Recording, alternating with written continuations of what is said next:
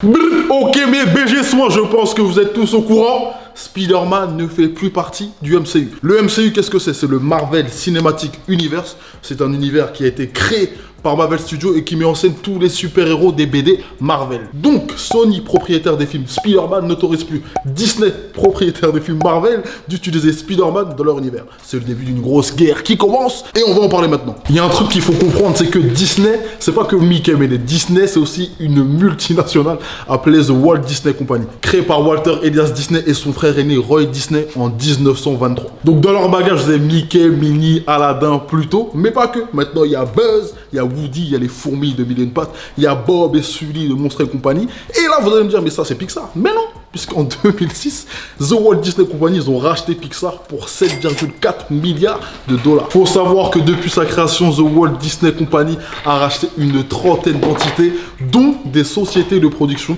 comme Lucasfilm, créateur de la saga Star Wars et Indiana Jones, Marvel Studios, producteur des films de super-héros comme Iron Man, Captain America, Thor. Mais en 1998, alors que Marvel n'est pas en forme au niveau des finances, Sony Entertainment, filiale américaine du géant japonais, décide de racheter les droits cinématographiques de Spider-Man pour seulement 10 millions de dollars. Seulement. Parce que bon, ça fait 3-4 directs quand même. Mais Disney, un peu plus gourmand que Sony, décide de racheter l'intégralité de Marvel Studios en 2009 pour 4 milliards de dollars. À l'issue de ce rachat, Sony et Disney se mettent d'accord pour que Spider-Man puisse apparaître dans le MCU, le Marvel Cinematic Universe. Jusqu'à maintenant, c'est Marvel Studios qui produisait tous les films Spider-Man en touchant seulement 5% les recettes. Pour vous donner un ordre d'idée, le dernier film Spider-Man Far From Home, sorti en juillet 2019, a généré plus d'1 milliard de recettes. 5% d'un milliard, ça fait 50 millions de dollars, ce qui est à la fois beaucoup, mais pas beaucoup. Donc à l'arrivée du chèque des 5%, Disney allait voir son pote Sony. Hey, mon gars, sûr, ça te dirait de négocier le contrat 50-50?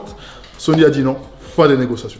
Donc Sony Entertainment est une des dernières entités à résister au joug de Disney. Est-ce que ça va durer longtemps? Est-ce que Sony ne va pas se faire racheter par Disney dans quelques années? Et est-ce que les deux entités ne devraient pas faire un effort pour les fans? Parce que nous, on veut Spider-Man dans le MCU. On va en parler au bureau tous ensemble, mes BG. Let's go. Bye bye. En gros, moi, ça me dérange et ça me dérange pas forcément. Pourquoi? Parce que j'ai envie de voir comment ils vont se débrouiller pour refaire des films Avengers. Et ce qu'ils vont dire, parce qu'on verra plus Spider-Man, tu vois, est-ce qu'ils vont garder ça en mode silence? Et aussi, il y a un autre truc, c'est que du coup, vu que c'était Marvel Studios qui produisait les films Spider-Man, ça veut dire maintenant il y a quelqu'un d'autre qui va venir et qui va produire ces films-là. Ça veut dire que. C'est Sony qui vont produire les films, les prochains. Ouais, mais du coup, ce que je veux dire, c'est que. Par rapport à l'histoire. Okay. Ça veut dire, ça se trouve, ils vont rebosser l'histoire, tu sais, pour, entre guillemets, s'ils retrouvent pas un deal, ce qu'on n'espère pas, tu vois, mais s'ils trouvent pas de deal, est-ce qu'ils vont rebosser l'histoire de Spider-Man, tu sais, la tricoter un petit peu et genre tout recommencer à zéro et du coup changer d'acteur peut-être non?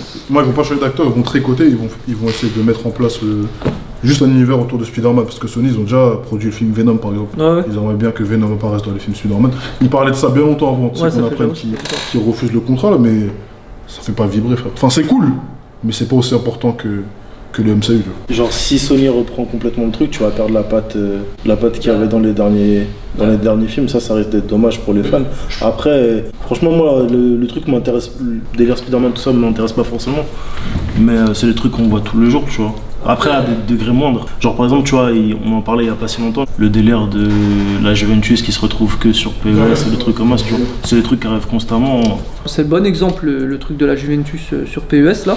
Le truc c'est que là, Marvel, c'est au-delà du fait que ça soit des gros films que tout le monde va voir, des trucs familiales, des trucs comme ça. C'est quand même une communauté de geeks, tu vois. Et la communauté de geeks, ça parle beaucoup sur Internet.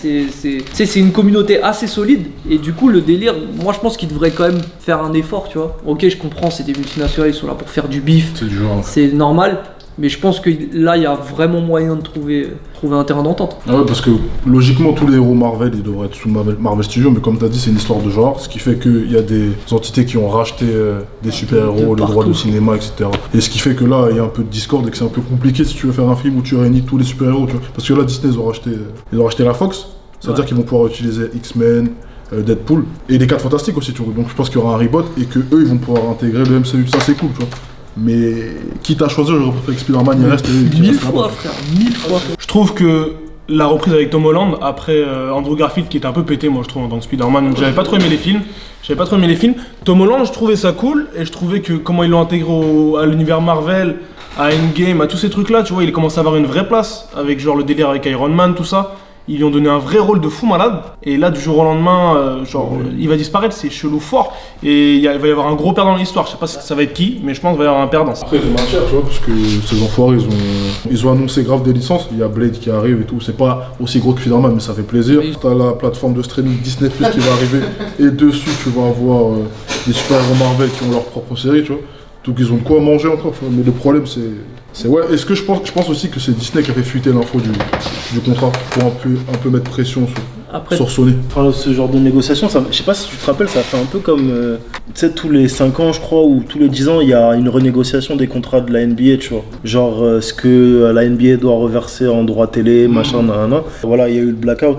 Et du coup, les joueurs avaient pas le droit d'aller s'entraîner, il y avait pas de match, machin. Genre là, c'est un peu un truc similaire, tu vois. Donc je pense qu'au final, ils vont finir par s'aligner, tu vois. En gros, ils sont revenus parce qu'ils ont vu que le film marchait bien. C'est ça.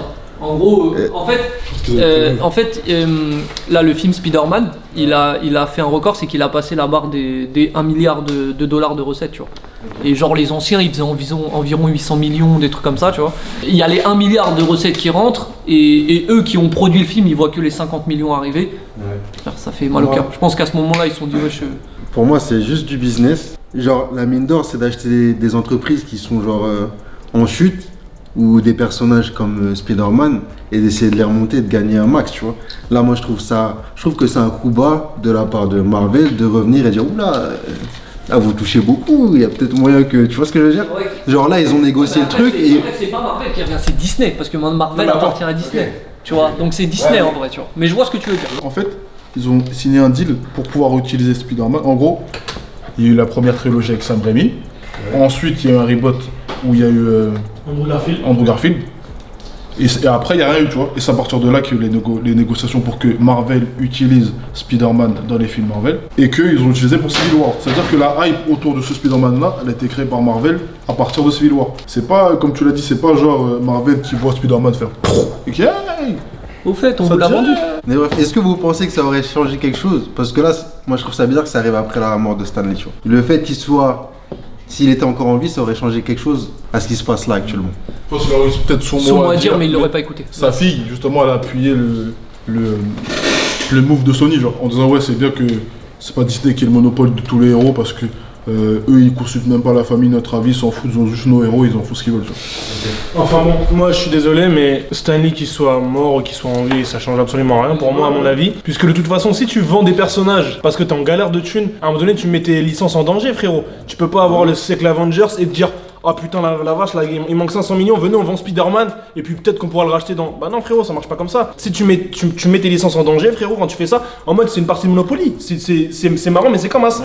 Il y a un nombre de cartes, à un moment donné frérot, quand il y a un mec il a acheté toutes les cartes, tu vas rien pouvoir acheter, t'es baisé. Ouais, et toi, que Smo, qu'est-ce que t'en penses? Moi, je suis grave d'accord avec Chasseur. Et il y a un truc que vous avez pas parlé, c'est le rachat des grosses licences par comme Disney, tu vois. Et moi, je trouve ça archi pété.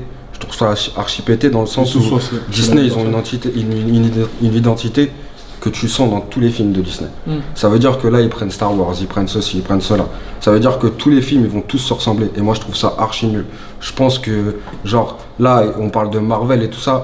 Marvel, c'est logique qu'ils aient leurs personnages, leurs super-héros, tout ça, c'est archi logique, mais je trouve ça aussi nul dans le sens où moi j'aimerais bien voir la vision de d'autres personnes, d'autres réalisateurs, d'autres producteurs avec les mêmes super-héros. Là, le problème, c'est que moi, c'est pour ça que j'aime pas ces univers-là, c'est que tous les films se ressemblent, mon gars. Et c'est à cause de ça, c'est à cause du fait qu'ils englobent tout et qu'ils reproduisent la même chose avec toutes les licences qu'ils rachètent. Et ça revient au délire Brightburn, ça veut dire que tu vois Superman dans un autre délire. Sauf pas que là, comme si c'était DC qui avait... on dit pas Superman, on dit pas nom, c'est carrément une autre histoire, mais on sait, on connaît l'univers, tu vois. Mais du coup, moi ça me dérange de ouf ça. Ça, ce délire-là, c'est juste un délire de gros sous, ça, c'est juste du business.